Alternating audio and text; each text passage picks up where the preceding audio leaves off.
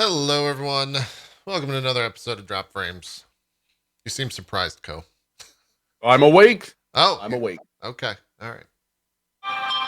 You also got a message. There's an email I did. or a text. It's my wife telling me that my son just said that I'm dusty and old. Well, life Good. comes at you fast. It does. Yes, it does.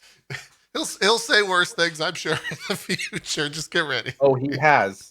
Okay. All right. Great. Good. What episode are we on, Co? Are we in the 30s or 40s? Are we in the 40s now? I think we're in like 4.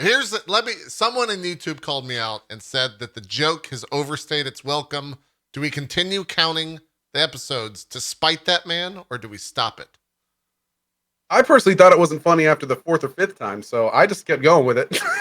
I just thought it was tradition. What? I thought it was, the drop. Realistically, though, we're on 44,619.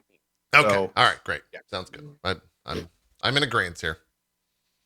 Zeke, you look. Did you really stop thinking it was funny that long ago, Co? Or are you lying? I'm lying. Okay. Yeah. I was hoping that was the case. As long It's as we're all in hilarious. agreement. Did I get new glasses? I did. Thanks for noticing. Oh, you did get new glasses. Look at those. I did. They're bendy, which is cool. Oh, like the sides or whatever you can. Oh my God. Oh, okay. I see what you mean by bendy. Gotcha. I need to get Also, some the new glasses. inside is too. It's weird. The whole thing is designed. It's like memory metal or whatever. So I got it Oh. specifically because my kid likes to play with my glasses, and my last pair have been battle scarred already. So Makes sense. I need to get some glasses. I got to get some new ones. I have a hard time seeing chat sometimes. That's when you know it's bad. When chat is like 6 feet away on a monitor and you have to like go up to 170%. I think he's saying fuck you, JP, but it might be fuck me. I don't know. There's a difference there. Can't really tell 100%. And I'm the old one. Perfect 2020 vision, and I'm the old one. You have perfect 2020? Yeah, I do. Wow. Big time Big man. over here with the I perfect did. 2020 vision. I used to have 2010 Whoa. back in my 20s, but it's reduced to 2020. but now that you're old and decrepit, it's only 2020. Yeah. It's only normal people vision. Yeah, I get it. It makes sense. We got this Destiny thing going on in like 2 minutes or something. They're going to be talking about their new season, which starts on the 10th. I think next Tuesday is when that begins. So we'll watch that for a little bit and see what they got to say. Cool. I don't know how long or what they're going to show. I don't think that there's a new raid coming out on this expansion. I think it's just like a 6-man thing. I don't know. They haven't really said too much. There's a trailer for it yesterday where the fan favorite Saint 14 was discussed, who is kind of like a big character, I guess, in the Destiny universe. So we'll watch that for a little bit until it overstays its welcome. We got games to talk about. We got news to talk about. Zeke finished Death Stranding, so that discussion will probably occur when we come back from our break. Because it's been 3 or 4 weeks now since we've been wanting to have that. So yeah, I guess we could just kind of kill some news. Apparently, hot off the press is that Horizon Zero Dawn is coming to PC in 2020, according to the guy who leaked that Death Stranding was coming to the PC as well. Really? So that's pretty exciting if that's real. Yeah, Because That's kind of amazing. I will play it again for sure. That game is That gorgeous warrants on a PC or PS4. Yeah. And so I can't imagine what that looks like on PC. Ew. We will see. I wonder if they're gonna have added content or not. I don't know. You think it's something that they roll out some like more DLC because they have one DLC with that, right? Yeah, the Frozen Wilds, I think, is the name of it. Yeah, Weren't they going to make more? I don't know. I forget. they definitely could have. Oh, for sure. Dude, the DLC was Well, great. they won't. Yeah, I mean, the base game sold well. I heard the DLC did well. I thought that there was like a little roadmap for it, but I must be mistaken because I guess it would have already been out by now. Yeah. I'd love to see them like with the PC release roll out some DLC for all platforms. That'd be awesome. Yeah, I wonder if Sony's looking at the success of what Halo. I mean, Halo's a little bit different story because it's been like wanted on the PC for so long. But I wonder if they're seeing the success of that yesterday being at like the top of the Steam list. And I think it still is with Halo Reach coming out on PC and thinking like, we could sell some more software there. Like, could you imagine God of War on PC? Like, that would be ridiculous. I mean, any of those games from this generation on the PC would be crazy. I just don't know if Sony would ever do that. It'd be kind of cool if Sony just kind of dived in, well, not really dived in, but jumped in both feet first and was kind of like, we're bringing our showstoppers to PC. And it's like, all of a sudden, it's like Bloodborne, God of War, all these games that we've been wanting for so long to come to PC. And it's just like, here you go. Oh, God, Bloodborne. That'd be incredible. There was a rumor that where did I hear that? I don't know if it was actually super grounded, but apparently they're thinking about redoing Demon's Souls for the new PlayStation. I think remastering it or remaking it. I forget what it was. But it looks, if that's true, that would be great. Whoa. I would buy that. A 100%. remake would be insane. Yeah. I've actually never played Demon's Souls. Really? One day. Man. One day. It's really good. It's really good. Also, real quick before Destiny 2 starts, on the announcement front, we have RE3 leaked cover art. Saw that. Awesome. And just today, they announced the next Pathfinder game from Owlcat. Pathfinder Wrath of the Righteous. Oh, wow. And they're adding new classes, a whole new area of the world. Hopefully they've learned a lot from Kingmaker to hopefully release on the right foot this time a little bit better. But yeah, wrath.owlcatgames.com for anyone that's interested. And so in. Is it a full game, expansion, DLC? Like full game. It's a full standalone title. There's Pathfinder Kingmaker, and then there's Pathfinder Wrath of the Righteous. Cool. All right. This is a little bit of the trailer that they showed yesterday about what's going on. Someone in chat just said they announced a new Outlast game? Really? I missed that? It's a co-op Outlast. Yeah, I saw that as well. Yeah. To help him. I don't know what that means. Remains my greatest regret. Take this full. Oh, the Outlast trial. There you go. Oh. Sounds sawy. Greatest titan who ever lived. Yeah, I'm hoping this looks good because the last couple little bits of Destiny content, I remember vividly looking at Galleon's tweet when he was like, "Yep, just finished all the new stuff and not really impressed." It's like kind of one of the people that generally likes what they put out, so that was kind of surprising to see. And then going around, people just seem to think it was kind of drab and uninspired, and yeah, hopefully this will be a turnaround. Yeah. I enjoyed it. I put 100 hours into the Shadowkeep stuff, but I hadn't played Destiny in forever, so that's probably why I enjoyed it so much. Now, correct me if I'm wrong here. I don't think they were referencing Shadowkeep. I think there were some little mini events that happened afterward. Sure, yeah. And that stuff wasn't like super inspired. Like it wasn't. Bring the sky down. It wasn't incredible, but I still enjoyed it. Like I went back and played more. They also kind of did the Halloween event, which was the same thing as last year, but a little bit different. So I can see that. Hello and welcome to a Bungie live stream. We are here to take a look at Season of Dawn. I'm Deej. I think this is mostly what this is going to be like. Set by two developers who have led our development. I love dude on the left, man, John Toe. Yeah. Look at his posture. His posture is like perfect. Rachel and Jonathan. He's making me posture. Yeah, no, he's making. I'm hunched over as a motherfucker right now. Yeah, everyone straighten your back. Stand up straight. Here we go. Come on. Season of Dawn. I'm a producer on Vanguard Omega. I helped lead all the different disciplines and create. I've got like at least my chair is keeping my posture nice. Like I can't like can't lean back. It doesn't stop me from hunching over though. Like it stops me from leaning way back. Very powerful today. That's the number one issue is the hunchbacks. It's a lion, and it is meant to remind me that a lion doesn't try to be fierce; it just is. Oh. Just like Saint 14. Nice. That wasn't That's rehearsed not at all. a joke. No, Bringing it back. It wasn't rehearsed either. It was very extemporaneous. Regarding Saint 14, I wonder how much they'll actually talk have seen about here. a great deal of Saint 14 hype. Does anyone I in guess we chat would know have how to long say. this is supposed to be? As developers, as creators, what has been your own personal response to their reaction to the Season of Dawn reveal trailer? I spent most of the night watching all of the reactions to the trailers. It was probably my favorite part of the evening with my People are saying fiance. about We an just hour. sat there and watched as people tried to speculate what was going to be happening through the season. Professor Brumman was probably my favorite reaction so far. Yes. Yeah, I Yes. know A lot that of guy. cursing. It was a Name little drop. bit of cursing, a little bit of curse words, but that enthusiasm, those real-time reactions, those visceral reactions to the things that we work so hard on. I mean, Is that not the best moment as a developer? Is, you know, when you create something, to see someone respond to it, to see someone experience it for the first time. That's why we do it, right? Absolutely, and I totally get the fan experience. I was a fan during vanilla Destiny 1 when I was just a player. I was a fan of Saint 14's character back when he was just a grimoire story and a helm. It's been an honor and a privilege to help bring a deep lore character like Saint 14 to the forefront of the player experience in Destiny. It's too bad he's dead right now, and the players are going to have to pull a miracle out of their Wonder if butts we to should just save watch him, the but trailers. They've done it before, so That will maybe they can do it eventually again. come out of this.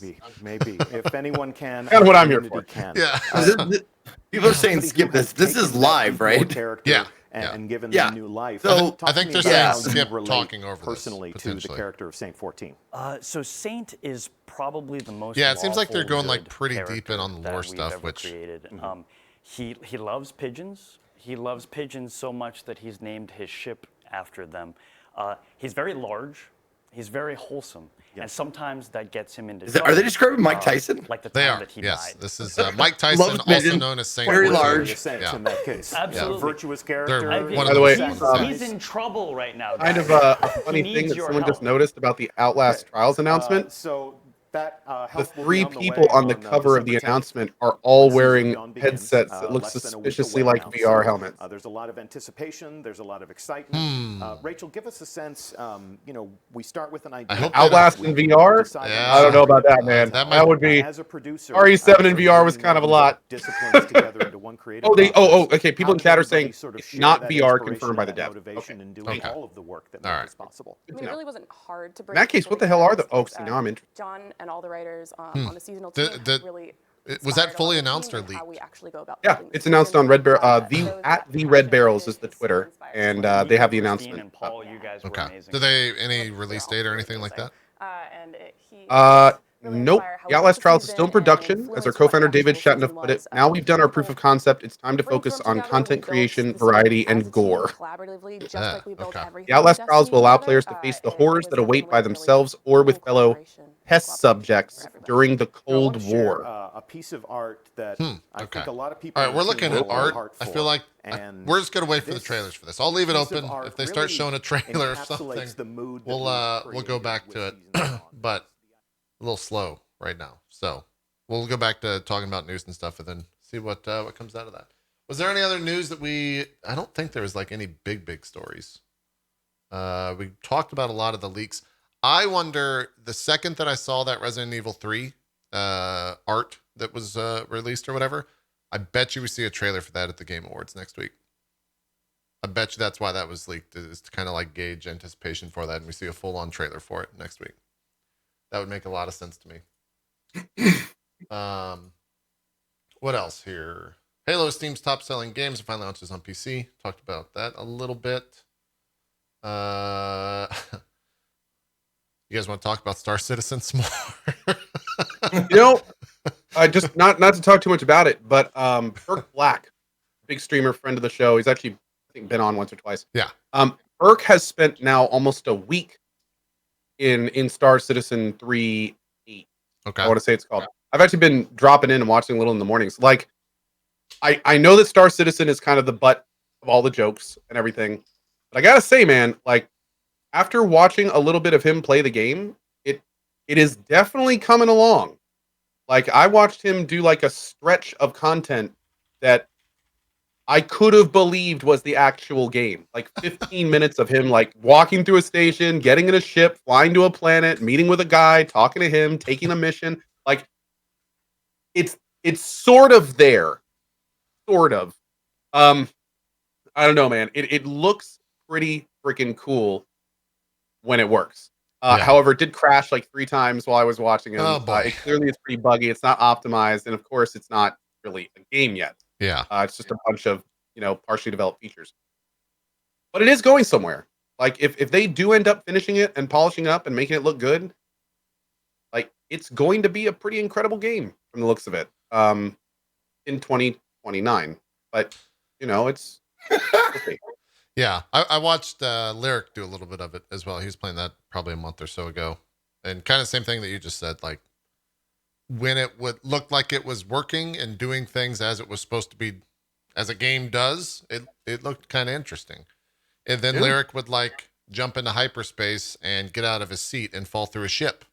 So Exactly. Yeah, exactly. yeah, it's a little bit rough. The news with Star Citizen is that the crowdfunding has passed 250 million is their milestone. So Wow. I Wow.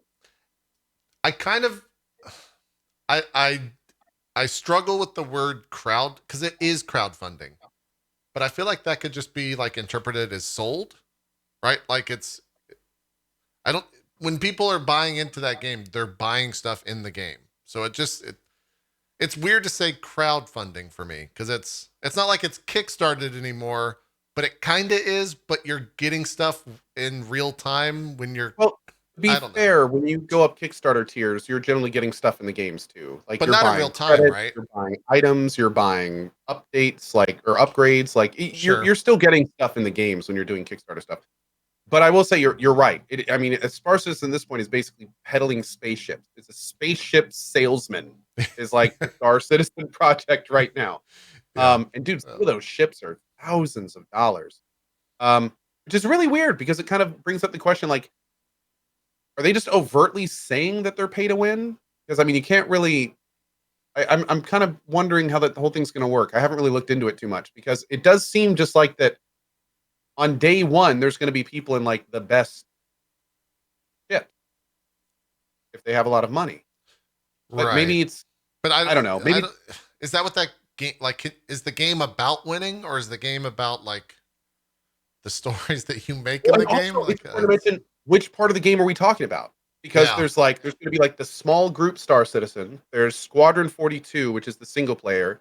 There's like the myriad of little spin-off projects, like the on foot shooting game. There's a space battle thing. Like, I'm kind of curious how it's all gonna plug if it even is gonna all plug together eventually. Yeah. There's gonna be like apparently there's gonna be an MMO component, but how is that gonna function? I don't. I guess it's just way too early. Yeah. But It's a it'd weird be thing crazy to to talk see how it all about. works out. Yeah, it's definitely a weird thing to talk about. It's one of those things that every time we do, it sparks the discussion of like, get someone on there that knows what they're talking about. And Yeah. maybe we'll get Burke on one day, or get Burke back one day, I should say. In terms of other news, I don't think there was really much.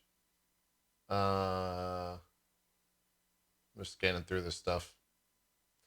It's a slow time. I guess most of the news is probably boiling up till next week for the Game Awards, and then we'll get a bunch of trailers, and that'll be kind of the big show at the end of the year. What were we gonna say, Zeke? Do we want to mention Giant Waffles thing and then like the other like competing thing or whatever, like streaming all of November, like most hours streamed ever or whatever? I don't know what the competing thing is, but yeah, we can talk about Waffles. No, there was somebody else who like was doing the same thing in the same month or something.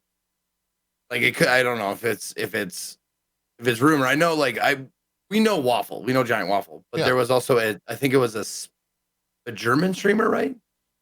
Yeah. Oh yeah. A German streamer streamed like 593 hours or something, like a day after Waffle finished. I think he went a little bit longer, and yeah, I think that's the record.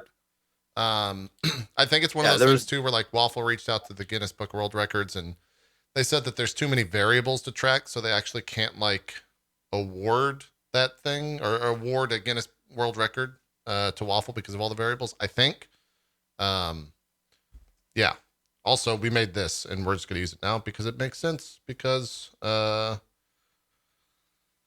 this stream is not held accountable for any false leads put forth by person or persons on the channel. It is for entertainment purposes only. There you go. So I don't know what we don't really know what we're talking about a lot of times. So we made that. We got it made. Hold on. Can you do that one more time for me, please? Yeah, but it might overstay its welcome though. But yeah, let me turn it up for you guys so you guys could hear it here. Here we go. This stream is not held accountable for any false leads put forth by person or persons on the channel. It is for entertainment purposes only. There you go. That is fucking beautiful. That's pretty great. I'm so glad that you made that. Yeah, That's it worked pretty great. out. It worked out. It might be a little bit too fast. I also might get like a lower third that just like spams across the stream real quick. Yeah, so I think what you were you wanted to talk about the fact that it was disputed right afterwards by a German streamer, or the fact that it's really fucking unhealthy to stream 593 hours in a single month with like 3 hours of sleep every single night. Because it is. I'll be the first to say it. Well, that's 19 hours a day for the entire month. Like Yeah, that's crazy. 19 hours a day with like, yeah, like the max you could get would be 4 hours of sleep. Yeah, I think he was right? sleeping 4 hours a night. Is 4 to 5. He would basically be off air for 5 hours, 4 hours and 1 hour and 1 hour on the other end. I'm not sure. I forgot how it was, but it's ridiculous. Yeah, I suppose you could do. Well, no, I saw his stats. I saw the stat thing, and it was just 19 all the way. So he didn't do like two break times in a row. It didn't seem like. Yeah. It was 19, then 5 off, 19, 5 off, 19, 5 off. Yeah. Now, did anybody out there like watch like? Was that like? Did he seem okay? Yeah, I was playing Age of Empires 2 with him towards the end of it, and even on the final day, like he was a little bit delirious, as you probably would be after 30 days of that.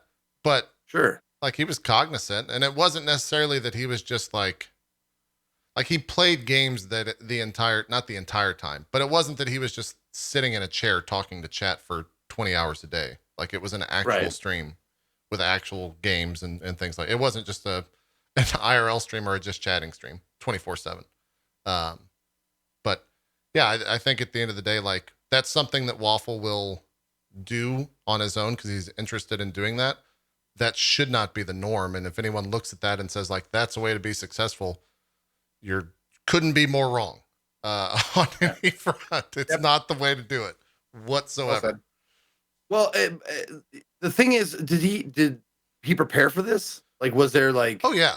He went to a doctor. And like he prepped his house. There was cameras all over his house, so it was like the Truman Show in his house. He had his entire kitchen and living room camered up and NDI camered. Like there was production into it as well. So well, that's the thing. Like it doesn't bother me as a stunt.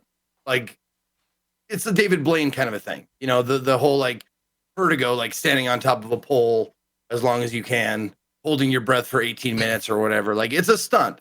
I don't mind stunts as long as you're taking precautions, but stunts are supposed to be a little dangerous and they're not supposed to be the norm. Yeah. Like, if you watch David Blaine do something, you don't like go immediately out and say like, oh, I'm going to go do that because it's a fucking trick. It's a stunt. Well, not a trick, but like, yeah, I get what it's you're for saying. record purposes or whatever. So I hope no one like looks at that. And that's my only concern is I hope no one looks at that and says like, this is the way to do it. Yeah. By the way, saw some people in chat saying that's what Ko is going to be doing when Cyberpunk comes out. No, that's ridiculous. Those are rookie numbers. I'll be doing 72 hours straight and then sleeping for 4 hours and then 72 hours 4, 72, 4 like that. Yeah. Nice. There you go. Yeah. Said and done. Yeah, I think the general consensus around that, at least all the conversation that I saw was like exactly what you just said, Zeke, where it was more of a stunt and not the norm. And I didn't see anyone out there saying like, this is a way to be successful on Twitch. Everyone's just like, no, this is a unique thing for Waffle and streamers that want to do this once. And then it's not something that's going to become the norm and should not be the norm. Yeah. Another good point is, and there's been some interesting talk about this on Twitter lately because of a well-written tweet by Jesse Cox. I saw about people that are streaming like 16 hours for months at a time. Another thing that's important to mention is just like that won't get you popular, neither will consistency without all the other parts of the stream that you need.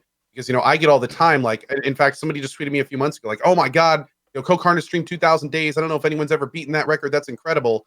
And it's like, a lot of people responded like, actually, there's many streamers on Twitch right now that are way past 2,000 days. Yeah. And a lot of the people responding were like, what? No way. No, we would have heard of them, blah, blah, blah. And it's like, no, I mean, there's people that have been streaming every day since before I even started on Twitch, and they're still going now. And I haven't been doing it for months now. So like, that doesn't really make it big either. It's all part of the bigger vision when you're doing that kind of stuff. So that alone will never do it. Yeah. Zeke, was there anything else in terms of that conversation that you want to bring up? I kind of took over the topic, so I don't want to. No, I just wanted to bring it up and because it's newsworthy. It's just a newsworthy tidbit that we could talk about and has ramifications on what we do, and I figured it'd be good for us to comment on it. Yeah, for sure. And I think we all are kind of in agreement with Jesse Cox's tweet as well. Like he hit the nail on the head. Also, very important to mention, Giant Waffle knew what he was doing, has done it before, had a support structure helping him, did it as responsibly as he possibly could have. Like, this was not just some dude in his bedroom saying, I'm going to stream until my eyes bleed. Like, he was very responsible about how he did it. So, important to mention, and again, congrats to him. Yeah. He's already an established, successful streamer. So, he has, like, the ways and means to do this as safe as possible. Yeah. Good point. They're showing like different finishers now in Destiny, which I guess are exclusive to this league. So still haven't really seen anything mind blowing. But for Destiny players, like the stuff is pretty shooting that guy in the dick, I guess. God, man. Yeah. Destiny players are brutal. Yeah, man. You have to. That's the weak point. Finisher. Yeah, I think they're adding like 2 or 3 new finishers. So I guess we'll see. I will say this, that Destiny's got a lot of stuff that they're going to be up against here in December. Like Path of Exile launches next Friday.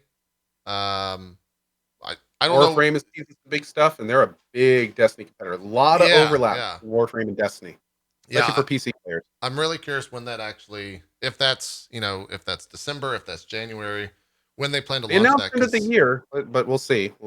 Yeah, well, it's the end of the year, so you got 27 days, 26 days Very true. until you can't match that anymore. So, I guess we'll see. It's also probably like maybe one of the bigger times for Destiny to prove itself as a departure from Blizzard, right? Like I think Shadowkeep was a good first step, but they have a lot of stuff that's still for people that have looked at Destiny and thought like, maybe not now, maybe one day, but not now. I think that they still have a lot to prove for people to jump in there. So, I don't think there's really any other news. Anything you guys want to bring up? We talked about the waffle stuff. Any other news or hot topics you'd like to discuss here before we maybe jump into what we've been playing? Someone in my chat linked me hold on, I'll give it to you here. Okay. Linked me an article that's with the headline: Cyberpunk 2077 will feature motion captured sex scenes that will satisfy everyone. Is the "satisfy everyone" quote from CD Projekt? Where? I don't know. It's in quotes. Huh. Okay. Sure. Whatever. I don't know why that's like. Why is that headline worthy? That's hilarious. It is from Daily Star. I think they're kind of like the tabloid magazine. Yeah. So it sounds like a tabloid rag, but yeah, I don't know. On the Oh, topic, and for all the people that are wondering what I was going out of town for tomorrow, I guess Zeke just spilled the beans, but it's fine. Yeah, he is going to be in one of the sex scenes there. Coach is going to be the guy that watches. So now, quick question. Do they put anything to be in the scene, man? Look, we're all jealous. All right, I think every single one would sit there and go watch. Guy in the back doing this. Oh yeah. Oh god. Does the mocap go all the way down? Like, does it like they? Yeah, I put those little blue ball things all. Yeah. Man, there's so many easy jokes here that I think they're too easy. I know. That I'm just gonna like leave it alone. That was like too many setups. Yeah. No, I'm wondering where you go with it. There's too many ways to go. Satisfy everyone means like. Do they mean like the fetish, like the like robo fetish people, or like the? I don't know. Everyone, Zeke. Everyone. Yeah. They probably mean every gender. So it's like sure. Throughout the sex scene, they're just like swapping out parts and just going ham, and it's like there's just like a tool shop in there. There you go. Dude, imagine that. Imagine being able to do that. That'd be fucking sick. Just swap parts out on the fly. Yeah. Oh yeah, dude, that'd be awesome. Get upgrades. Yeah. That'd be great. That's one of the reasons. Like, it's so ridiculous to me when Cyberpunk announced that they were like, "Yeah, we're kind of not really doing genders. Like, you just be you and do what you want." And all these people are like, "What? That like stupid SJ blah blah." It's kind of like, dude, it's Cyberpunk. Yeah. If there's any game that's going to do that, like that's perfect. You literally can walk into a shop and walk out a different gender. That's a perfect theme for that. Like, why would anyone? Yeah. I don't know, man. It's You're ridiculous. not wrong. You're not wrong. On the topic of CD Projekt Red, last night somewhere in LA, I guess they had like a Witcher 1 premiere. The episode 1 of the Witcher Netflix series premiere. Jesse Cox was out there. A bunch of people went and saw it. I didn't see any like bad reports. So I think Jesse said his tweet was something like the first 5 minutes are a little bit weird or something, and then it gets really good after that and it delivers. So yeah, I'm curious to see that. That's on the 20th of this month. So he also said something like Geralt goes hard. So I don't know, that could be taken, like, I don't know if he's really crazy in fight scenes. I don't know if we just get some Henry Cavill dick right out of the right out of the gate on episode 1, or where they're going with that. You never know. It's Jesse Cox, so it's probably some sort of sexual innuendo. That's just how he rolls. But I know that those reviews are out there. I don't know how much they can say, but you might start to see some more press on that stuff. Well, cool. They're showing some more, like, I guess this is a new gun or something. They're not really showing anything super crazy for this Destiny stuff, so we can kind of move on from that and see if they put out any trailers. Let's talk about what we've been playing. Zeke, what have you been? You finished the Outer Wilds, right? Yeah, just Outer Wilds, not the. Wait, there's no "the" in front of that? Nope, it's The Outer Worlds and Outer Wild. Man, fuck those guys. All right, fuck everyone. No, but that's the thing. That's what helps me like make the distinction between them. It's The Outer Worlds and just Outer Wilds. Those guys are all. It helps me tell them apart. Okay. But yes, how'd you find the played ending? and finish Outer Wilds. How was that? It is fucking fantastic. Yeah. It is a beautifully made game. It has a lot, like it ticks a lot of boxes that I like. It has a great mystery, has a great atmosphere. The story unravels in bits and pieces. Like if this is the storyline, like from this is the start and this is the finish, like you get little chunks as you go along and you kind of fill in the chunks because you start off by being able to go to like mostly anywhere you want. Like you see like the planets that you can go to. And you have like, I don't know, 7 of them to pick from, like right off the top. Yeah. And you just pick which ones you want to go to. And it's like you land on this planet and it talks about something that you have no idea who this person is that they're talking about, or who these people are, or what this like device is that they're discussing. But they use all these proper names. And you're like, oh shit, okay. I don't know what any of this means yet, because you're going to be lost like the first thing you get. Mm-hmm. And then you go to another planet and then they start linking up. You're like, oh, they use the same name here. Okay, so that means that. Okay. And then you just grab chunks from other planets as you go along to fill in the storyline. And I loved it. I had a blast with it. The controls made for some hilarious moments because the autopilot is something you'll end up using a lot, but you'll definitely, I'm sure that most people like threw on the autopilot and either tried to drive through a planet to get to where they were going, or the sun. They tried to go through the sun because the autopilot doesn't differentiate. Yeah. It just goes to the straight line, not around planets. Exactly. It'll match their trajectory and it'll match their speed and that kind of stuff. But if if that trajectory is through the sun, it doesn't care. And if you get caught in the sun's like gravitational pull, like gravity plays a huge part in this as far as the controls and all that kind of stuff go. You'll find yourself on planets that are like 2 times the gravity and they suck. You hate them because you can't jump or rocket boost or anything like that because you're like twice as heavy.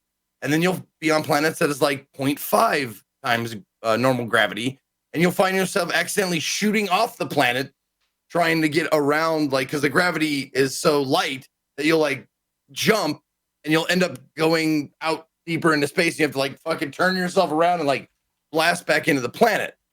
But the mystery is deep, and it's fun, and it comes at you in such a fashion that it's like a rat, like at the feeder bar.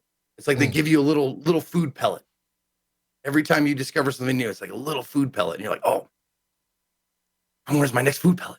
You got to go to this other planet, and then you get another food pellet. Like, oh yeah, I love it.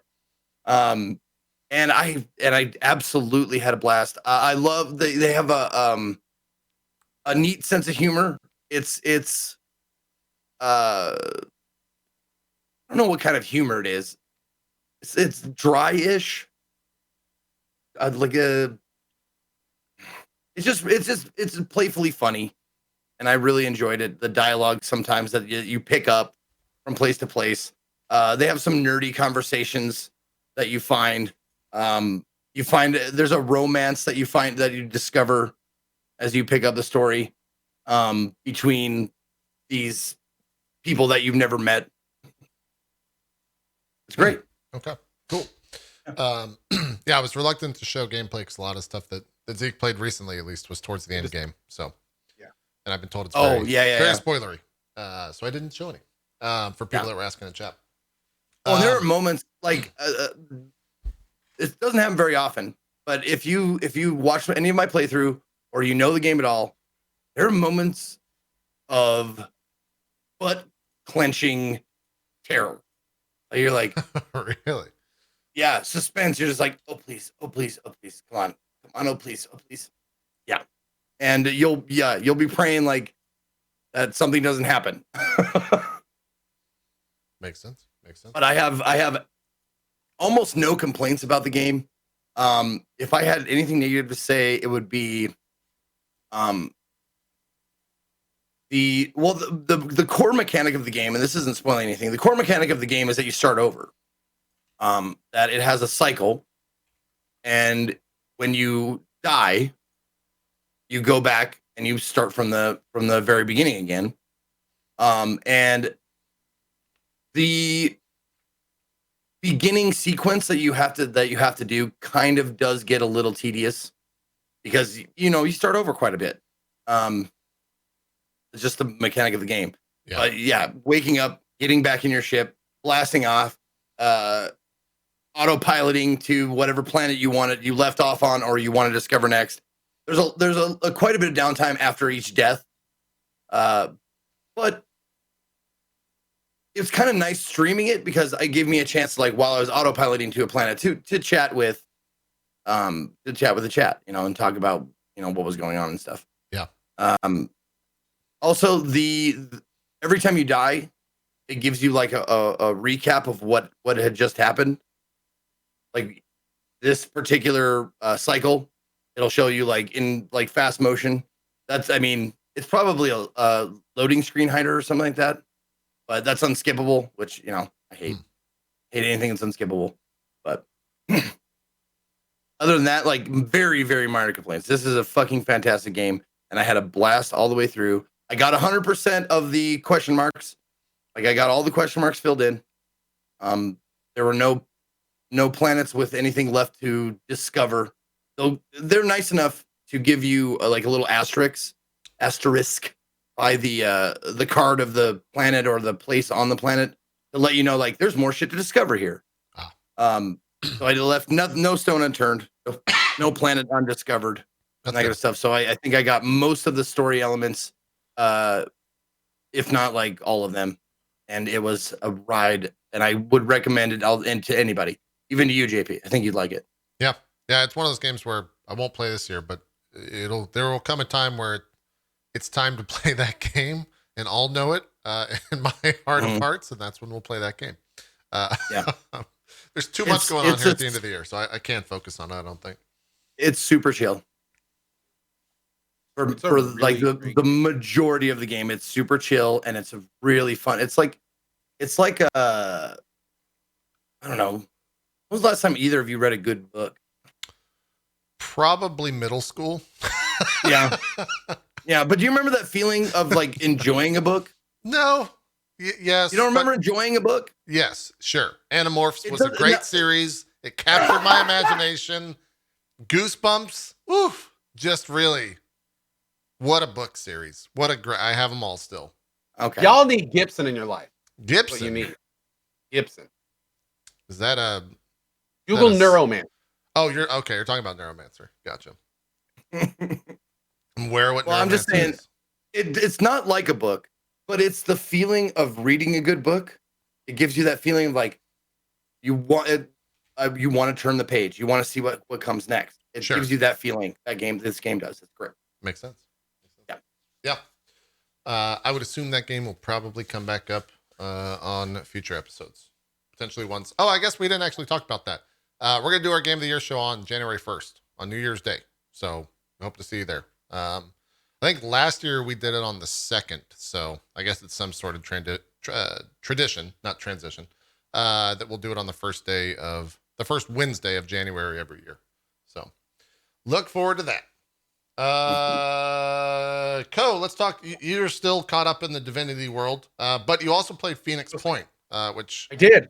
I'm Yes, I've been curious hearing about that. Yeah. Yeah. How is the Phoenix Point? Phoenix Point. Okay, Phoenix Point. So this is interesting. All right, so here we go. Now, Phoenix Point is made by some of the original XCOM devs, like the old school XCOM devs. Mhm. And I think that's where not all, but some of the confusion is coming up. Let's start at the beginning. Phoenix Point itself, the gameplay and everything, pretty solid. There are some bugs, particularly there's some weird bugs, like if you try to aim behind cover, you'll fire in cover. There's some weirdness with how firing from cover works. There are some weird things. But mostly I'd say it's different. A lot of people kind of see this as a continuation of the recent 2 XCOMs that came out, but it's much more of kind of of bringing the old XCOMs into the current day and age with a lot of parallels to the recent XCOMs. But there's also a lot of very important differences. Now, I will say though that overall the game feels a little bit unfinished and unpolished.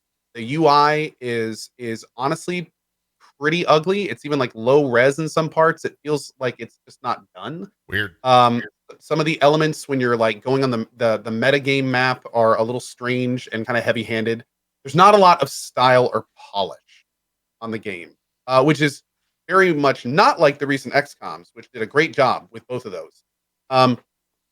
But that being said, there are a lot of really cool things that this game does that are definitely not the way that XCOM does it, that are very interesting. So, for instance, when you fire it like an S style red, where you The like, aliens are getting oh god, they are. What's going on? Yeah, Where your internet's going to shit. why not? Let me try this. Uh-oh. Oh god, it's getting even worse. Dude, Yeah. what's even going on? No, I'm not doing anything on this side. Can you hear me at least? Yeah, we can hear you. It's just a little bit Okay. cut. off. Whatever. Anyway, so it's overall really cool. It does have some big issues. I'm playing on the hardest difficulty, which has been very difficult. And also the game definitely gives you missions early that are way outside of what you can handle. And I think that has definitely been an issue for many. Especially because like the game is so drastically different from normal XCOM games that you don't really know what to do at the beginning. The tutorial just kind of tells you how to do things, but it doesn't really tell you like what to do next in a lot of ways. And so it becomes very overwhelming very quickly. But the gameplay itself is solid. I definitely had fun with it today and yesterday. When this morning I got to a mission where it was just clearly not my speed, like the enemies were way super armored. Like my best attacks could only take like a quarter off their life. They had this thing called reactive fire, where if you shoot them, they automatically shoot you back. So it's like no matter how much you're in cover or where you are, like your character's going to get hit and Are you take supposed damage. to melee there? Like what's the No. You just take damage. Like that's just how it is. That's not fun. Yeah. Well, Yes and no. Like it's also a little bit like more lax in some ways how damage is done. So your characters have like full limbs. So you have chest, arms, legs, and a head, and they can all get damaged independently. And like if one of them gets damaged, it can be horrible. Like if you lose, if you're using an assault rifle and you lose one of your arms, you're not firing a gun for the rest of that round. But then again, if you win that round, like everything's pretty much good.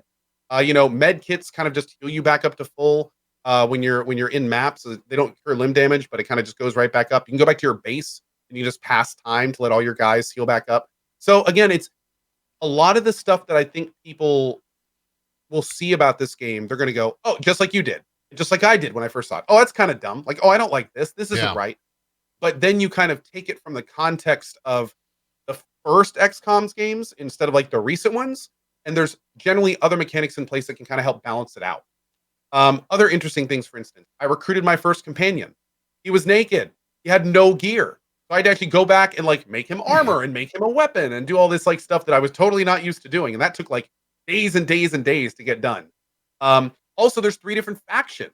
And those factions not only talk to each other, but talk to you. And there's an entire like reputation system between them. And you have to like balance that to like, you can choose a faction and join them. There's a bunch of story elements with that. So it seems really cool. And it seems like one day it could really be an XCOM competitor, but there's just enough weirdness and just enough little weird bugs to make, I think a lot of people take a second look. Kind of like, maybe we'll let it cook a little longer kind of stuff. Yeah. When I noticed one thing here watching some of the footage, when you're in that mode, are you actually moving your mouse to aim, or is that okay? You are. Yeah. What happens is basically from what I see, you pretty much always want to do those shots because it doesn't cost you any extra to do it. You can just hit F and tell them to shoot at somebody, or you can just roll your mouse wheel forward and go into first person view and target the thing. Also, really weird, something I'm sure you're not noticing. There's no percentage chances in this game. What it is when you put your targeting ring over something, your bullets will randomly go in the targeting ring. So it's like the only way you can kind of get a guaranteed hit is if the entire creature is inside your entire targeting ring. Sniper rifles have a really tiny ring. Grenade launchers have like a larger ring. So it's a little bit strange in that regard. Again, there's all these like little just weird things that XCOM fans, especially the most recent versions, will kind of be like, this is uncomfortable and strange. But yeah, once you kind of get it down, I about the 4th hour, it really kind of started clicking a little bit. I started kind of seeing it more for its own game instead of like XCOM 3, and there's a lot of really cool stuff in this game. I think it seems like one day it's going to be really, really good, but it's just not quite there yet. Yeah. Have the devs said that they're, still working on stuff and still plan to patch a lot of stuff, or are they just pushing it out there and saying like, hey, it's 1.0? Like the devs said some kind of concerning things back when they announced Epic exclusivity. Basically, like, well, thanks for going on Epic. We've already made our money, stuff like that. So that made a lot of people a little concerned. However, since that time, they have had multiple updates, a lot of fixes and stuff. Now, one big downside is I did notice more than a couple people that have been following the backer versions, like all the way up to backer 5. Yeah. Some of the bugs that I ran into, and probably one of the most annoying bugs, is when you're behind full cover, your character will not peek around to fire. So if your back is against a wall and you roll the mouse wheel forward to fire it, you will find yourself with a targeting reticule directly over the wall in front of you. Like, you won't lean out to actually fire around the cover. Now, the thing is that unlike the previous XCOMs, your turn doesn't end unless you've spent all your AP. So you can move out a block to spend a fraction of your AP, fire your gun, and then since you still have AP left, you can move back into cover. So that kind of works. But then when you factor in things like that reactive fire thing I was talking about earlier, it's kind of like, okay, so I'm going to move out of cover, fire at somebody who will then fire back at me without anything to cover me in, and then I have to go back in. So again, it's weird. And these are definitely the situations where I'm like, is this just a dumb mechanic, or do I just not know how to do it properly? Because I found that a lot of times in this game, I have gone, that's really dumb. And then I'll play it for another hour and a half. And I'll be like, oh, wait, it's not that it's dumb. It's that I just didn't understand how it works in this game. Right. Which, and some, like I've had that same thing happen. And a lot of times I kind of blame the game for not telling you right out of the gate that that's an issue. Yeah. Or that's the issue, I should say. not an issue. Also, another big thing about this game is unlike the other XCOM, enemies kind of get their turns even if you haven't uncovered them. So like if there's a wall with a door in it that you can't see in the door, Yeah. and you get to the tile next to the door, well, the next turn an enemy might just come right out of that door and just shoot you point blank. Like there's no like discovery. Now they're active. Like enemies are just active in this game. And that has been a big change because back in XCOM, you could kind of rely on that discovery mechanic. You could like, get hey, I set haven't up. triggered anyone. Yeah. Yeah, exactly. I haven't triggered anyone, so I'm good. That's not how this game works. Huh. It's very different.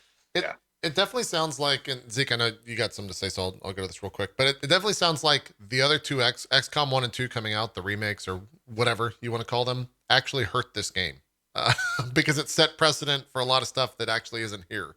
That I guess XCOM fans maybe grew accustomed to. Well, it hurt it as much as the remakes kind of hurting the original fan. So it's kind of like a pendulum. So like the remakes came out and they kind of swung to the new QOL. I mean, obviously, let's just say it, a little bit easier in a lot of ways, like more easily digestible by the general public, more recent remake XCOMs. And now the pendulum's swinging back to the kind of like the more brutal, the more like you will get screwed more frequently no matter how good you are. Yeah. And I think a lot of old XCOM fans will actually really like that.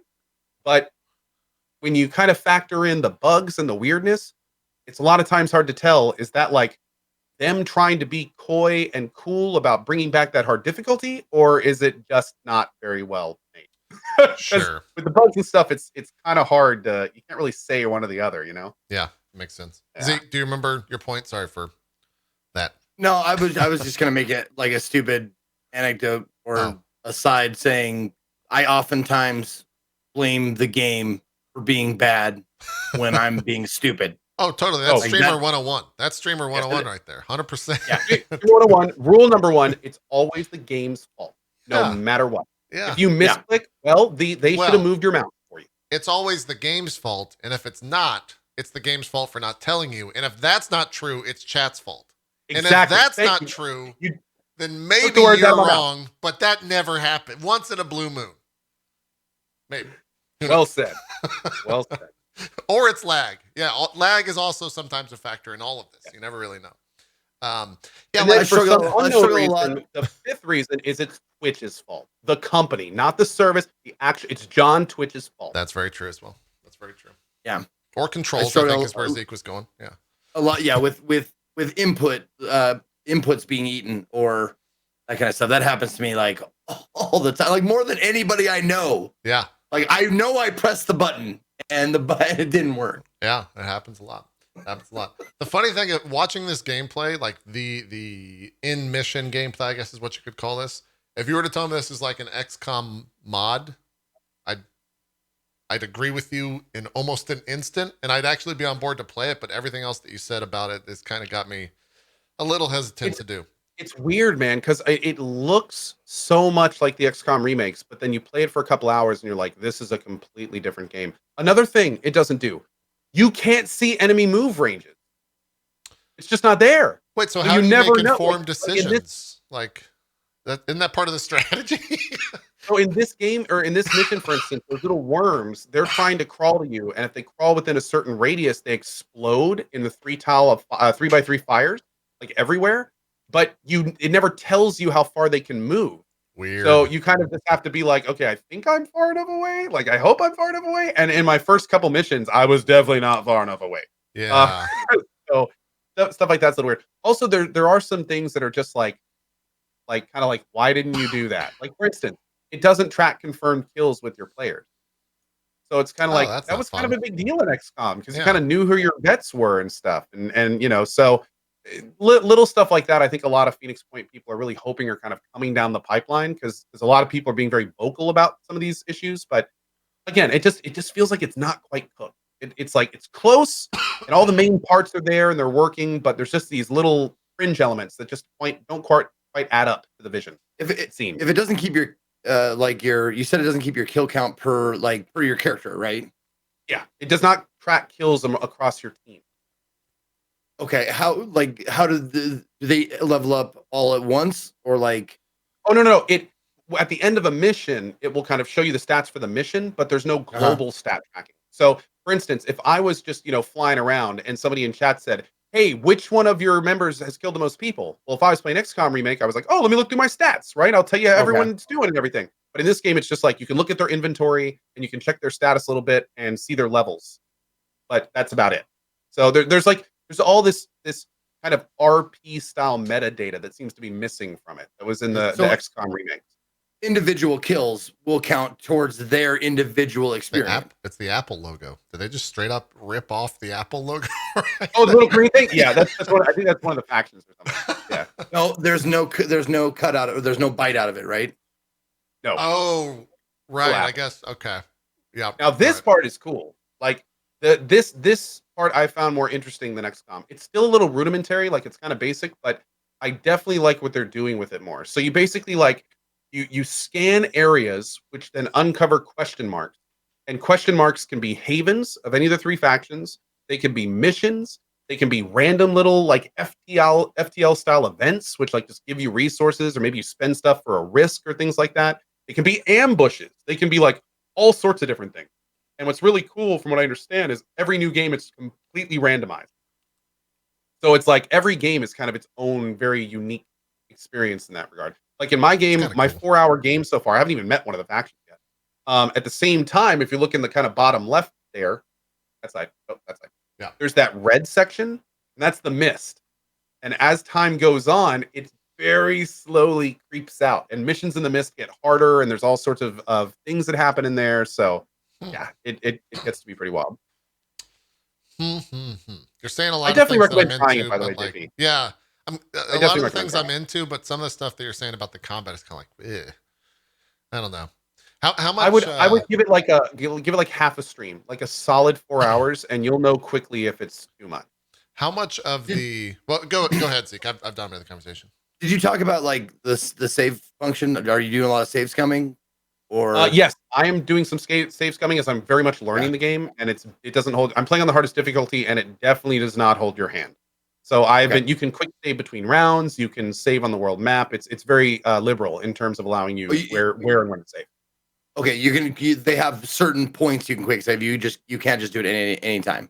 Pretty much, you can quick save any point during your turn. So you can do it at the beginning of your turn, end of your turn, and then you can save it before you're like before I take a shot. I can save come or not. Oh, I see what you're asking. I think you're asking if the RNG is baked in. Yes. So basically, I don't know. I haven't tested that yet. For those that are what he's basically wondering is, if I zoom in on something and take a shot and I miss, can I reload the game and zoom in again at that exact same place and then hit? And the answer is I don't know. I will say, with the very free aim system that there is, and the fact that all bullets are actually physical objects, like it's not like whenever you fire your gun, if there's a physical item between a bullet and your target, your bullet will just hit that. I wouldn't be surprised if you could do what you're talking about, where you could just like keep reloading a shot over and over, and try to hit it. That being said, I haven't tested it. I don't know. So okay. Does it have the hook? Like when you played it, does it have the XCOM hook like that makes you want to keep going? Yeah. I've actually played it for 4 hours, and when I get back on Friday, that's probably I'm gonna start with Phoenix Point again. There's a pretty interesting story. I kind of like where they went with it. The premise of the game is that Phoenix Point used to be this like global organization set up to specifically protect humanity against something like what's happening, but because of politics and some backstabbery in the United Nations, that essentially the project was like shut down. And then it was like left to dilapidate, and then all of a sudden a world-ending event happens. So the premise is that you're being like flown out by a recovery AI to the Phoenix Point base to rebuild the entire Phoenix Point, like from these derelict bases, and you have to uncover archives. And like one of the first missions I did was going to this founder's house and like recovering data, and that opened up a bunch of other missions to go find that out. And there's voice acting, there's a lot of lore. The 3 different factions are unique. Like there's a lot of lore and stuff in here for those that want it. I was just going to ask about the voice acting. Explain all this stuff. So, what was it? Oh, this is the end of the stream. I didn't know what was happening. Yeah. Here's a little bit of the character creation stuff. So That's actually a good segue for me because I was curious. For XCOM, my favorite part was always like, creating the two of you in the game and then Yeah. seeing how fast you 15 died. different hairstyles, 16 different faces, 15 different facial hair options. Oh, okay. You can do hair color, eye color, voice, male or female, and then there's like a bunch of different colors for a main and secondary and armor. Okay.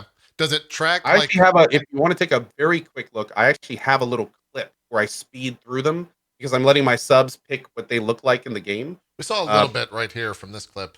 Yeah, that's basically it. Yeah, you can see the sliders there on the left and everything. Also, kind of fun is well, very similar to XCOM. Like everyone comes with inherent traits, and then which kind of tells you what they could be good at, and then there's the class stuff across the top, and they can actually get a second class in the middle to kind of make them a little bit more versatile as well. So, kind of fun there.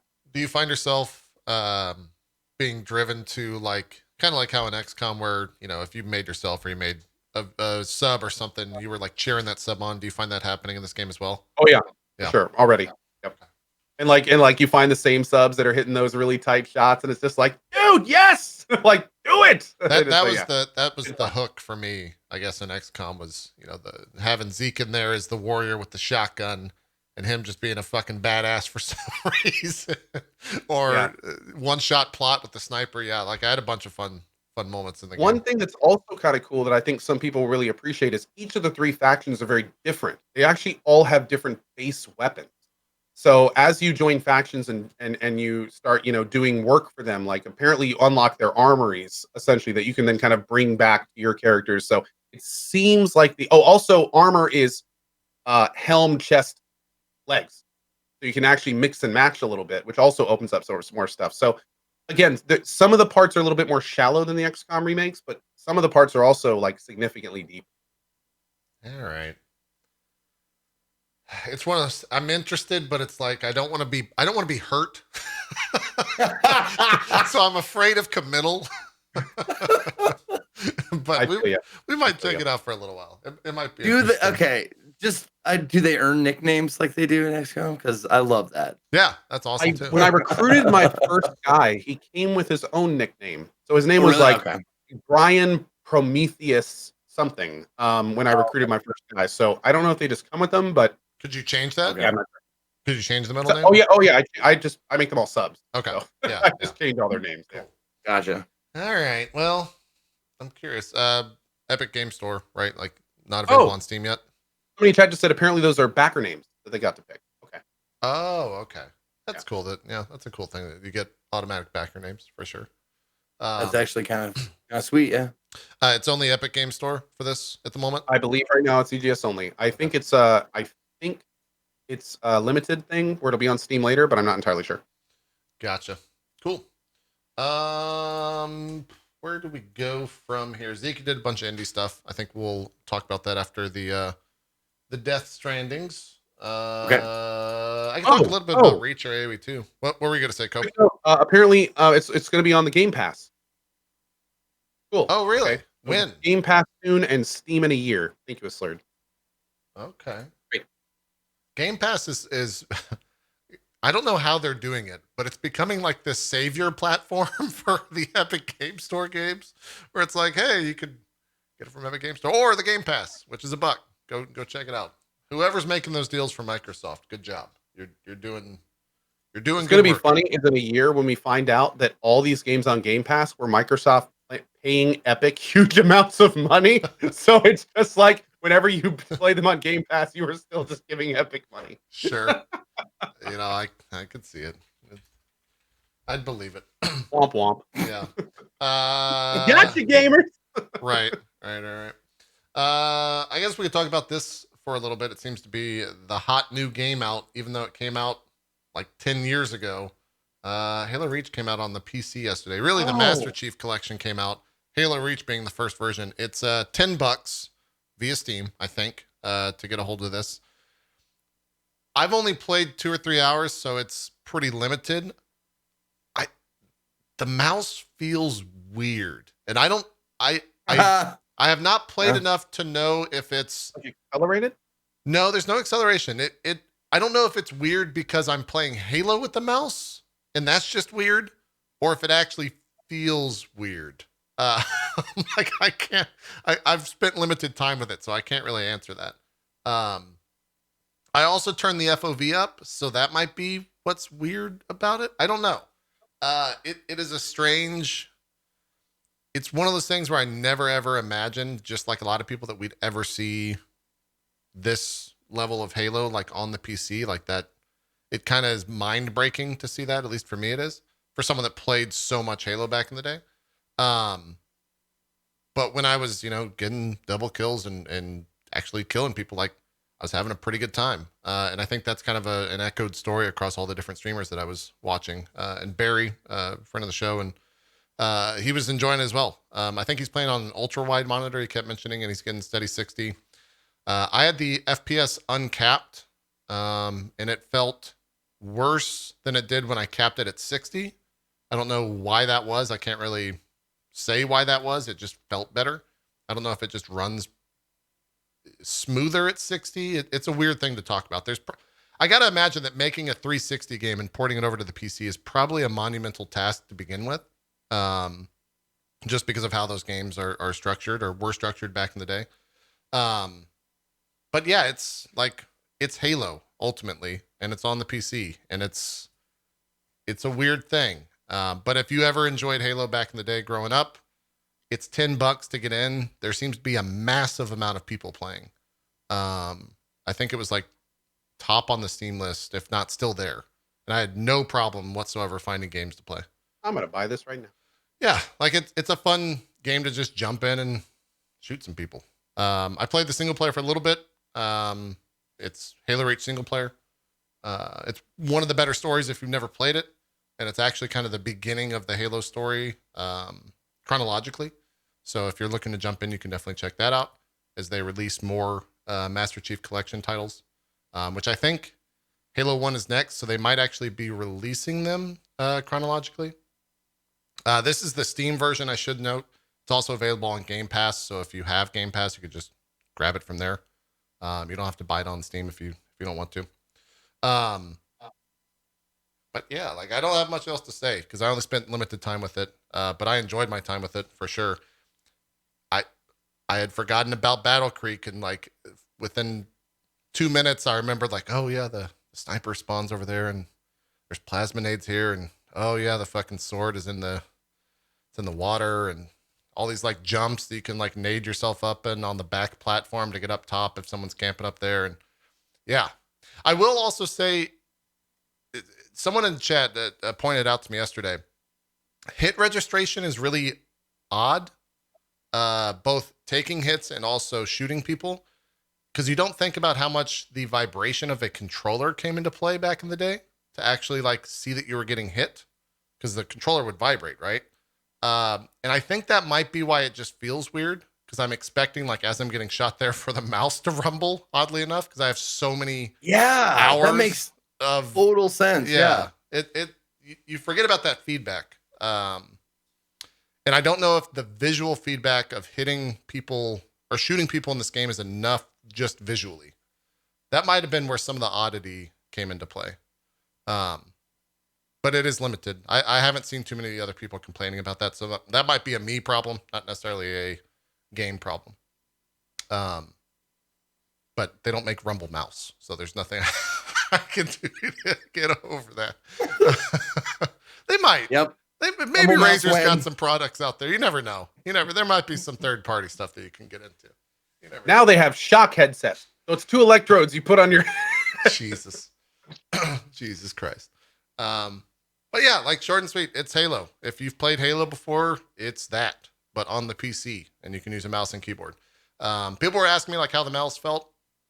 The best way I could relate it, that made sense to me in my mind, is that if you're playing like an FPS on a PC, like a Overwatch or whatever you want to throw in there, Overwatch, Call of Duty, even like RPG-ish FPS, like Metro, whatever. When you like flip around with the mouse, instead of going like around a full circle, it seemed like you were kind of cutting through the middle and just immediately going back, if that makes sense. With Halo, it feels like you're turning a joystick and going around a perfect circle to me. And so that felt a little bit odd. And I don't know if that's just because my mouse sensitivity was low or what. Because I messed with it a couple times, but it just felt a little bit off. So like if like in Overwatch or whatever, it feels like you're controlling like a 2D character who can just go flip like that. And in Halo, Yeah. you're controlling like someone who actually has like a gun that's going all the way around. Yeah, like that's how I would equate it to. It feels like you're literally turning around in Halo. Okay. Whereas in like another FPS for the PC, you're like flipping around really quick. That has nothing to do with mouse sensitivity, right? It's just feel of it. I don't think so. Yeah, that's just how it felt Okay. to me. Like I said, I hadn't spent too much time with it, so a lot of the stuff is very early on. And I definitely want to play more. I saw a lot of people are already getting all the custom games, which there's a shit ton of, and that's kind of where a lot of people enjoy it. I was always kind of I was the MLG guy before it was a meme, is what I've been saying. So I played like all the MLG custom playlists and stuff like that, and that's what the ranked competitive play in this is is that stuff. So yeah, I don't know. It's Halo. I don't know what else to say about it. So if you guys have any questions, I'll answer them. My only question is, do you think we'll be seeing some more like new red versus blue? I don't know. Did they stop doing those? I don't know. I have no idea. I guess Rooster Teeth is now like such a big organization that I hadn't thought about the fact that they were the original. They were like red versus blue, right? Like RVB never stopped. It never stopped. Really, they still do it. yeah. That I makes guess I sense. just stopped watching. Yeah, I mean Rooster Teeth is. I'm pretty sure they sold a part of that company off recently, and it was like an astronomical amount of money. Maybe Legendary purchased them. Legendary Pictures. I forget who it was. Chat might be able to tip me off to that. I just know they're massive. They have RTX in Austin, which is a huge convention that I think sells out year after year. They're really big. They have their own like anime with Ruby, I guess is how you pronounce it. They're a big deal. It's crazy to think that they started with Machinima from Halo. I also wonder like if like what you said, if they're going to try to ramp up RVB productions because of this new interest in the Halo stuff. So we'll see. That's Halo. I definitely want to play more. I think I'll probably wait for all the campaigns to come out before I kind of do like a longer franchise playthrough. But that'll most likely be a while. I don't know if they have a release structure out there for all of the different games. I just know that Halo 1 is next, and probably the one that I think I'm more interested in when it comes to multiplayer than this. But we'll just have to see. So, and then the other game that I played, which will be short as well. And I'm actually curious if you guys know, I think this game like released the UHD edition this month or maybe last month. Because I started playing Age of Empires 2, which seems really out of left field. That game's really good. I don't think I played that game growing up enough because I definitely am like constantly thinking about it and fiending to play. But I'm really bad. Like exceptionally bad at it. Like truly awful at this game to where if I queue up in any sort of multiplayer environment, I just get my ass handed to me. I'm learning fast, I think, but not fast enough, man. Some of these people that are playing this game have been playing for like, years and never stopped. Dude, just watching your eye movement. Like this is the most I've seen your like eyes move ever, I think. Yeah. They're just darting all over. Yeah. Like a fucking like a crackhead. Just like I mean, that's RTS in a nutshell. It's one of the reasons why RTS I think is such a I don't want to say failing genre, but it's on the decline amongst gamers because it's so demanding of the player, much more than any other game type out there or type of game out there. What were we gonna say, Co? I've definitely lurked in some of your streams while doing this, and I just think that it's very nice of you to fundamentally include chat on every single decision that you make and how you request their feedback on every click that you make in the game. I think that's fantastic. Thank you. Again, that level of communication is pretty excellent. Man, we had like a professional commentator for the AoE world, the AoE I guess tournament series or whatever it's called. That was watching me and Giant Waffle and Shorty and Lyric play 4v4, and he was commentating on it on his stream. And so people would watch both streams, but then they would take what he was saying advice-wise and come to my channel and come to everyone else's channel and let us know what we were doing wrong. And let me tell you, man, that only lasted so long before I was just like, stop! Fucking stop! Stop! I don't want any more! Dude, one of the times I was lurking was just at the end of a game, Okay. and I think it was between you and Shorty. Okay. And there was. and what was hilarious is there was a wall of people that were saying that you weren't using a unit properly. Okay. And then there was a small wall of people after that were saying, of course he was using it properly. You just don't know what you're talking about. And then there were the people after that were like, you're both wrong. You should have been using this unit. And meanwhile, you're there the whole time just being like, I like video. Yeah. I like. Yeah. It's. Oh my God. It's a game built on counters, man. Hydra, and the heads are like eating themselves. Yeah. I said multiple times during those streams, and I will continue to do it. It's like, I'm a variety streamer. Yes, I used to shoutcast StarCraft 2 professionally. That was a different game. No idea what I'm doing in this game. Take it easy. Please don't hate me because I'm bad. Reasons I probably will never stream this game, to be honest. Yeah. Like, it seems like it really speaks to the game though, because it really seems like there's so many proper ways to play. Like there's so many different ways that work that people assume that their way is the only way. And then it's like, but that's not like this game is so kind of open that you can do everything in all these different ways. But yeah, it speaks highly to the game, but yeah, it makes it very tough from the outside to kind of like, Zeke, you brought up the point earlier where my eyes are just darting everywhere. I think that's one of the only reasons that I can stream it is that it's very impossibly hard to read chat and play this game at the same time. Like it demands your attention at all times of you actually playing. And so anytime I would actually like take my eyes off of the game to read chat, it's what Co said. It was just like a constant wall of like, hey, do this, blah, blah, he's not doing that. Oh God, he's got started, blah, blah, blah, blah. And I just tune back into the game. Be like, I think I need something else because someone in chat did say something relevant. That's how it would go. It also there's made a me reason miss why games, ultimately. Yeah, there's a reason why I don't do RTS games. Like because not only would I be just god awful, I missed the boat years ago when they started becoming popular because I never played any StarCraft until like 3 years ago when I first picked up StarCraft 2 to like just because I'd never played it before. I picked it up and I had a little bit of fun, but I saw it. I saw it creep into the chat. Like a new name I'd never seen before saying some shit.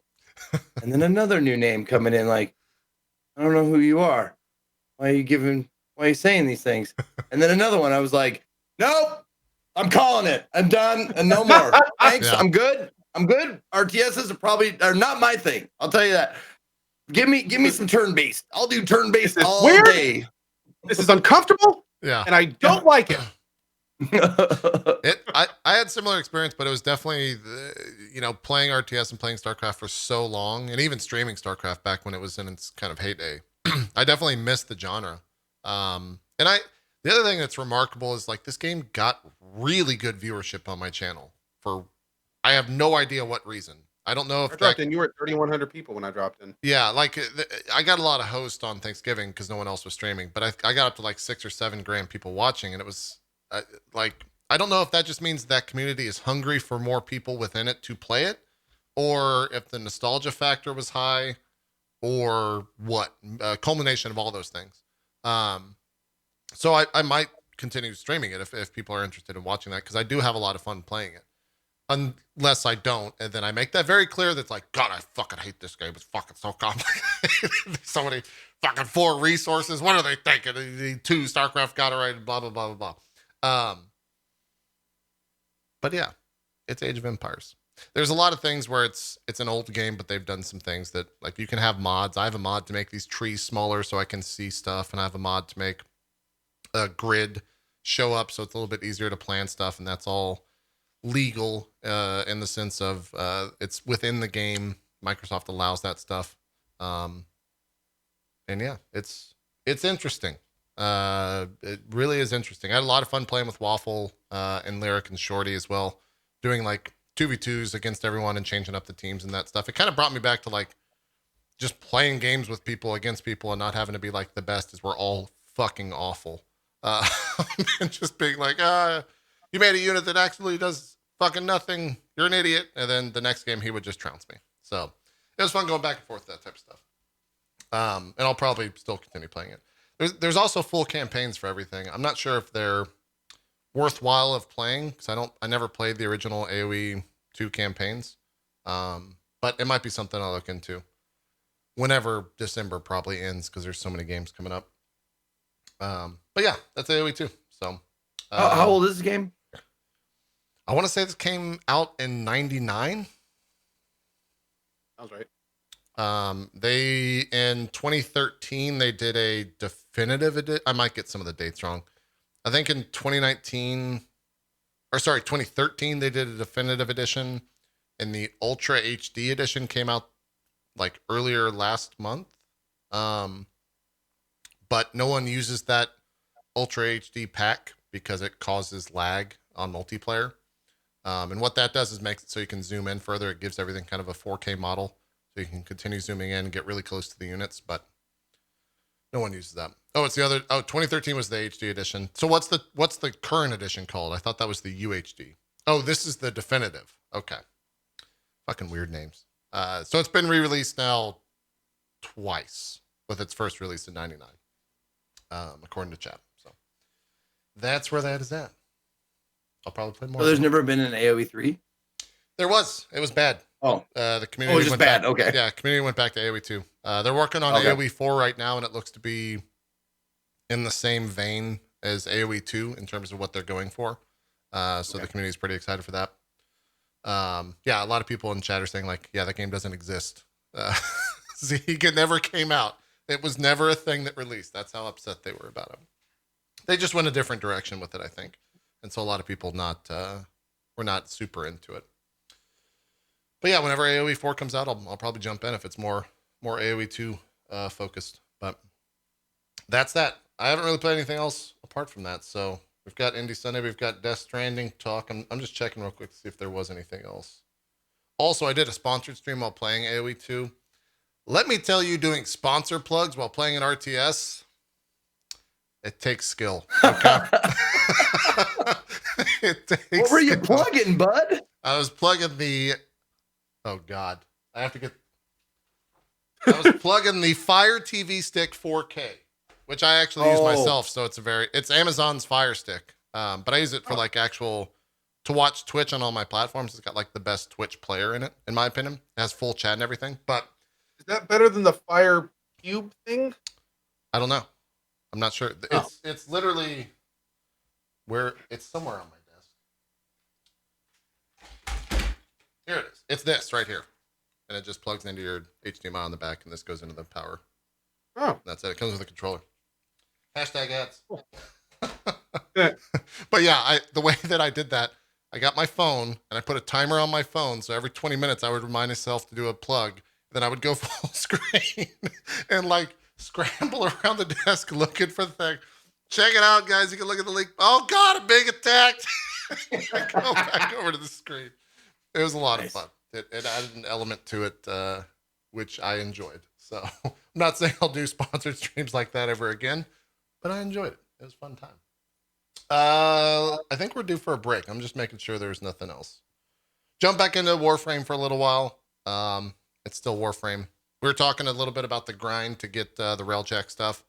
I'm curious whenever that stuff launches, if they're going to have any feedback from people trying to get back into the game and kind of how laborious that process is to get into the actual Railjack stuff, if they're going to have some backlash about that. Yeah, it's going to be interesting. Also, I got to admit, Railjack is such a unique and interesting thing.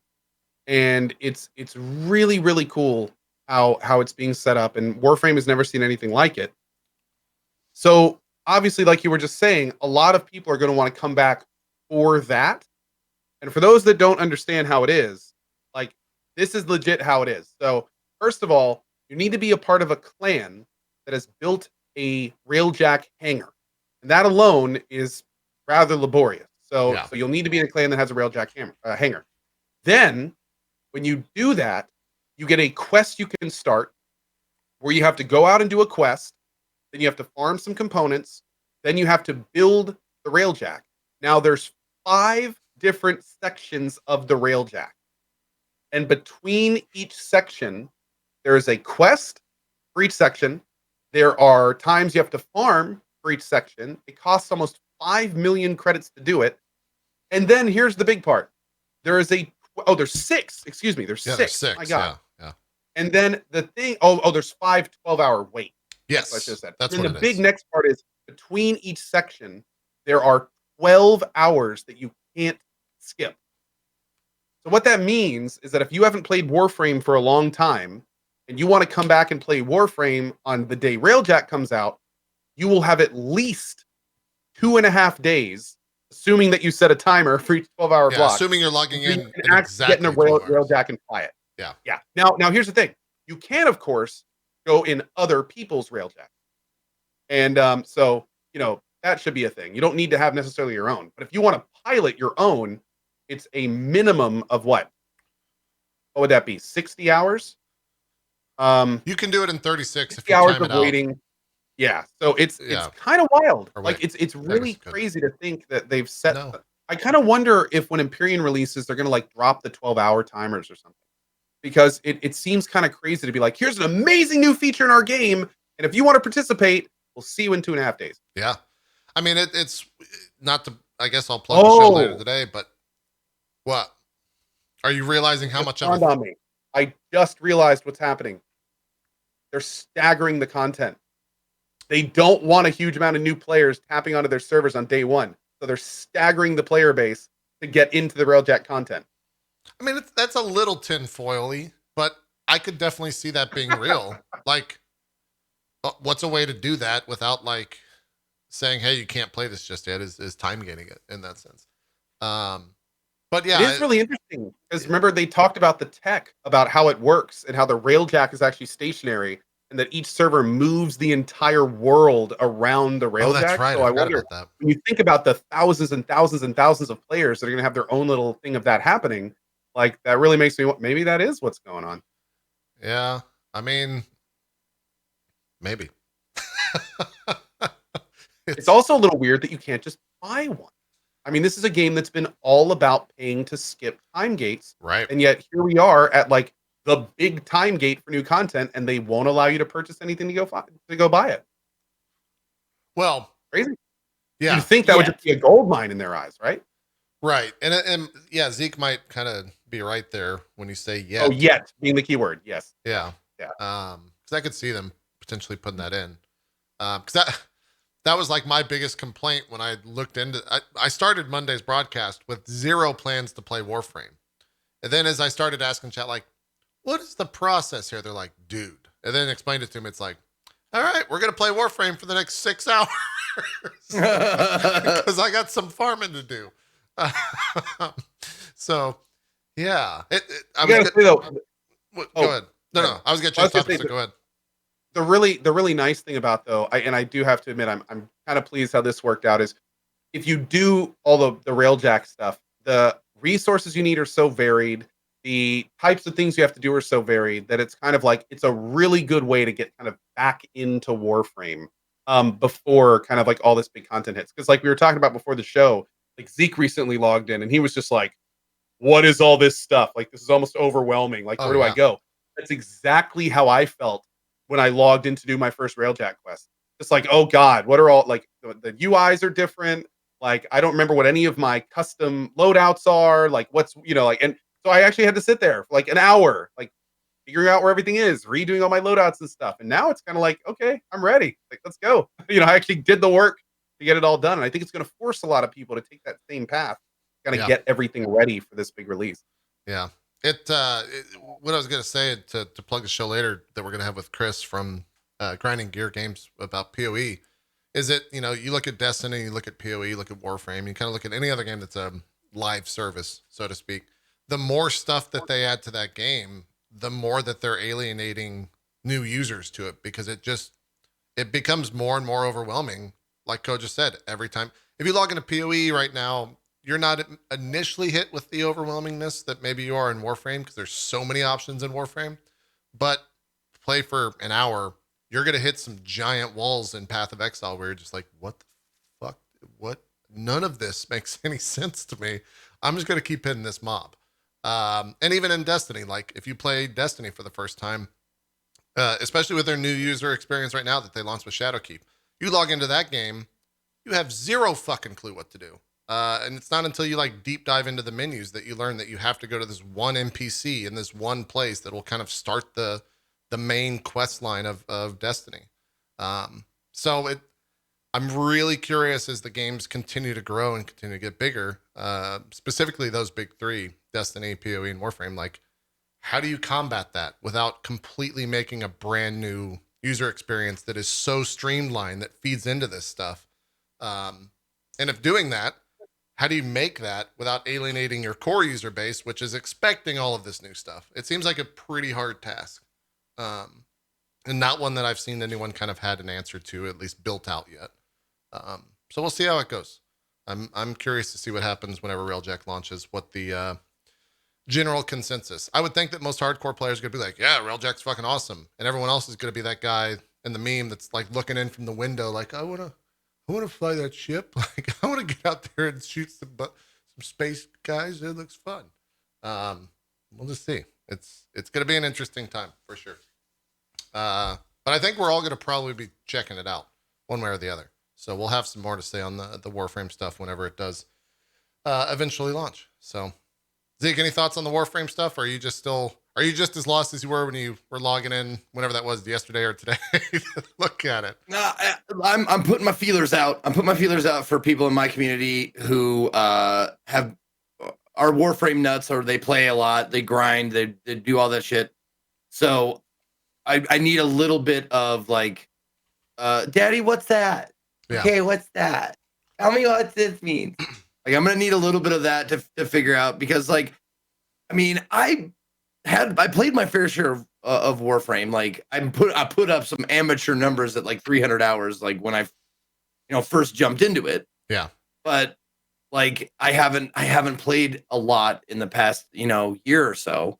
So I'm gonna need, like, I jumped in last night just to look around and see shit, and I was like, wow, everything's different. Like, everything looks different, and it's all changed. And I don't even like, I just need someone to tell me like, this is where you start. This is where you go. And I'm like, okay. And then one of the best things that they put in, I don't know when it came in, Ko might know, but they put in a content creator mode. And so it hides spoilers from your actual stream. So if there's because there's pretty big spoilers in this game if you're far enough in the story, it'll just hide all that stuff. It also hides your emails and things from showing up on stream. So that was one of the first things that I turned on. It's really good. It's really great.